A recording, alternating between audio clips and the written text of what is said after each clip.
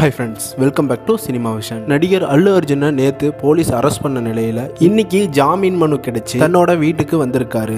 ஒரு நைட் ஃபுல்லா ஸ்டேஷன்ல இருந்ததால மொத்த குடும்பமும் வாசல்ல வெயிட் பண்ணியிருக்காங்க.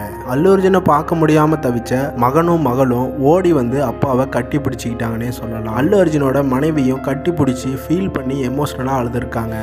அல்லு அர்ஜுன் தியேட்டருக்கு வந்ததால கூட்ட நெரிசல் ஏற்பட்டுருச்சு. கூட்ட நெரிசல்ல சிக்கி பெண் ஒருத்தவங்க இறந்துட்டாங்க. அவங்களோட மகனும் சிகிச்சை பெற்று வந்த நிலையில கோமா ஸ்டேஜ்ல இருக்காங்களாம். இதை தொடர்ந்து அல்லு அர்ஜுனும் இந்த துரதிருஷ்டமான செயலை ஏற்பட்டதுக்கு நான் ரொம்பவே வருந்துறேன். பாதிக்கப்பட்ட பெண்ணோட குடும்பத்துக்கு 25 லட்சம் இழப்பீடு கொடுக்கறதா அல்லு அர்ஜுன் அறிவிச்சிருந்தாரு. இதை தொடர்ந்து நேத்து போலீஸ் அவரை அரெஸ்ட் பண்ணியிருக்காங்க.